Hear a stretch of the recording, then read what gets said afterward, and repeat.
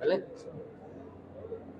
क्या कहेंगे आज जो समाप्त हुई उसमें? देखें, अभी आज जो दानिया साहिबा की जो के वकील हैं, उन्होंने कोर्ट से टाइम मांगा है और उन्होंने कहा कि मैं जो है ना 5 तारीख का उन्होंने टाइम मांगा आर्गूमेंट्स के लिए। हम तो रेडी थे और प्रोसिक्यूटर भी एफआईए के मौजूद थे और हम उसको आर्ग्यू करने के लिए तैयार थे। आज इत्तेफाक से जो ये चूँकि डिस्ट्रिक्ट एंड सेशन जज के पास ये केस था और वो छुट्टी पर थे, तो लिंक जज जो हैं समीना गौरी साहबा के पास ही पेश हुआ था। लेकिन चलने से पहले ही उन्होंने इसमें तारीख मांग ली है और कोर्ट ने इसमें तारीख दे दी है, क्योंकि अभी एक बड़े क्रूशल मराइल में ये दाखिल हो रहा है केस। और इसमें जो एविडेंसेस हैं वो भी सारी इकट्ठी कर ली हैं एफआईए ने, और हम भी उनके साथ इस पर वर्किंग कर रहे हैं कि जो जो चीज़ें बनी हैं, और अल्लाह का शुक्र है कि हमें यकीन है कि वो अपने अंजाम को पहुंचेंगे। जो लोग भी जिन्होंने ये किया है, अगर वो बेगुनाह हैं तो वो रिलीज़ हो जाएंगे। लेकिन यह है कि हमें ये लगता है कि जो केस के अंदर हमारे पास एविडेंसेस बहुत हैं और इसको हम लोग एक टेस्ट के मिसाली केस बनाएंगे, ताकि लोग किसी की इस तरह जो है ना वो जो देखें, इसमें सिर्फ बेइज्जती नहीं हुई, इसमें एक बहुत ही एक ऐसे एक्टिव आदमी की जो नोन था पूरे कंट्री में, एमएनए था, so he died because of the depression. और डिप्रेशन का कोई पोस्टमार्टम के ज़रिए पता नहीं चलता कि डिप्रेशन हुआ है या नहीं, किसी को वो पोस्टमार्टम नहीं बता सकता। तो हम अगर यहाँ इस्टेब्लिश कर लेते हैं तो फिर हमें यकीन है कि इंशाल्लाह हम आगे जो केस है उसको बढ़ाने में भी अगर उनकी फैमिली राज़ी होगी तो फिर उसको हम कुछ कर सकेंगे। और जहाँ तक रहा कि प्रॉपर्टीज़ के इश्यूज़ हैं, हमें अभी तक कोई उसकी इन्फॉर्मेशन नहीं मिली है फैमिली को कि क्या प्रॉपर्टीज़ हैं। हम तो इन्हीं से पूछेंगे कि भाई इन्होंने कहा है कि भाई इतने करोड़ों की प्रॉपर्टी है, तो ये कम से कम हमें गाइड करें। अच्छा अमान साहब, जी पैसे के हवाले से बहुत ज़्यादा सेंसिटिव है ये, और सुप्रीम कोर्ट से भी रुजू कर लिए, आपके हेडिंग में हो या ना हो, सुप्रीम कोर्ट में दरख्वास्त दायर कर दी गई और मौक़िफ़ ये अपनाया गया है कि 25 करोड़ रुपए जो डॉक्टर आमिर लियाकत हुसैन साहब के घर पे था वो कहाँ गया है? इस पर क्या कहेंगे? नहीं, देखें, जो उनका उनका अगर कोई इस तरह का इंस्टांस है, वो ये समझते हैं उनके पास, पहले तो वो कोर्ट को प्रूफ दें और प्रूफ देने के बाद फिर कोर्ट उस पर पुलिस इन्वेस्टिगेट करे, एफआईए करे। हमारी तरफ से तो कोई इशू नहीं है, क्योंकि हमें कोई इन चीज़ों का कोई इशू नहीं है कि भाई क्या होगा, कोई हम चीज़ छुपा रहे हों। सो हमारे हाथ बिल्कुल साफ़ है, जो फैमिली है उनके हाथ साफ़ है। और दे वो तो गम में है, वो गम में है। बच्चे उनकी जो एक्स वाइफ हैं वो सारे, क्योंकि दोनों बच्चे उसी फर्स्ट वाइफ से ही हैं और वही स्ट्रगल कर रहे हैं सारा। तो बात यह है कि हमें तो इन चीज़ों का कोई इशू नहीं है। वो लॉ अपने कोर्स खुद इख्तियार करेगा।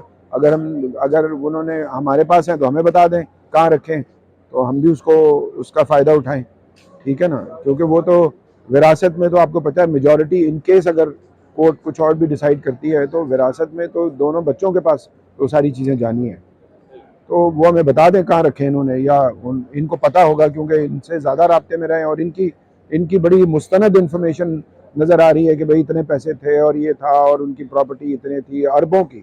मैंने तो एक इंटरव्यू में सुना कि उन्होंने कहा अरबों की प्रॉपर्टी है। जवान साहब, हमने कुछ ये बातें भी सुनी कि कुछ लोग कह रहे हैं, कुछ साथी कह रहे हैं कि शायद इनके साथ भी धोखा हो गया, जो सुप्रीम कोर्ट तक ये पहुंच गए, शायद तीसरे हाथ ने इनके साथ भी धोखा कर दिया। तो आपके पास इस हवाले से कोई मालूमात? देखें, जो धोखेबाजों की लाइन है वो तो बहुत है, आपको बड़े पता है। तो वो एक दूसरे को तो ये कर रहे होते हैं, हमें पता नहीं है अभी तक कि इनके साथ क्या धोखा हुआ है। लेकिन ये ज़रूर हुआ है कि एक जान चली गई, एक बहुत कीमती जान, जिसका एक अपना नाम था पूरे मुल्क में, और उसने शादी की थी। वो कोई बकौल उनके अपने इंटरव्यू के, वो कोई गर्लफ्रेंड के तौर पे उसको नहीं घुमा रहे थे, उसने बाकायदा शादी की थी। और शादी ज़ाहिर एक इस्लामिक तरीका है, उसने किया, तो उसका एतमाद मजरू हुआ। और जो एक कहते हैं ना कि बेडरूम की सेंटिटी, और जो हमने सारे एविडेंसेस अभी एफआईए को दिए हैं, जो भावलपुर में जो जवाब दाखिल होना था, जो विटनेसेस की निगरानी में लॉयर ने तैयार किया था, जो खुद डॉक्टर आमिर लियाकत ने उस पर डिक्टेशन दी थी और लिखवाया था, तो उसमें उन्होंने कहा था कि इसको आप खुला भी दे दें, मेरी तरफ से कोई नहीं। और उन्होंने बताया कि इन्होंने मेरी ज़िंदगी तारीख कर दी है, ये जो घर की जो इन्होंने सारी वीडियोज़ रिलीज़ की हैं।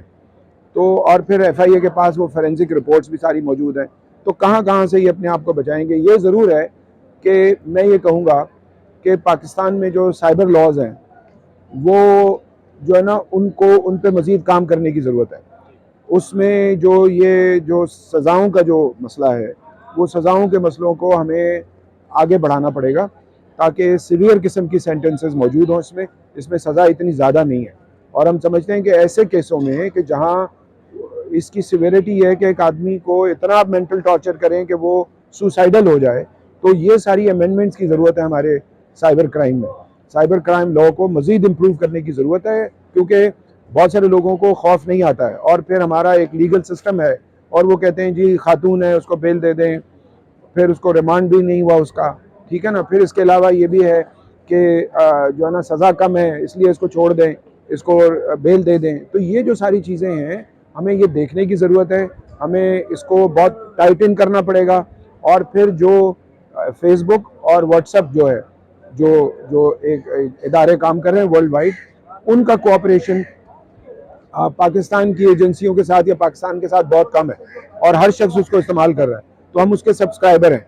तो हमें चाहिए कि, और गवर्नमेंट ने जो एक लॉ अभी पेंडिंग है, गवर्नमेंट को चाहिए कि उसको फौरी तौर पे वो एक्सेस जो है ना, जैसे FIA है या और भी जो एजेंसी इसमें बन सकती है। और मेरा तो अपना ख्याल ये है कि ये FIA से भी लेकर हमें इसके लिए एक स्पेशलाइज्ड एजेंसी बनानी चाहिए जो सिर्फ साइबर क्राइम पे काम करे, क्योंकि अब मेजॉरिटी जो क्राइम है, वाइट कॉलर क्राइम भी और इस तरह के क्राइम भी, ये ज़्यादातर जो है वो साइबर के थ्रू होता है।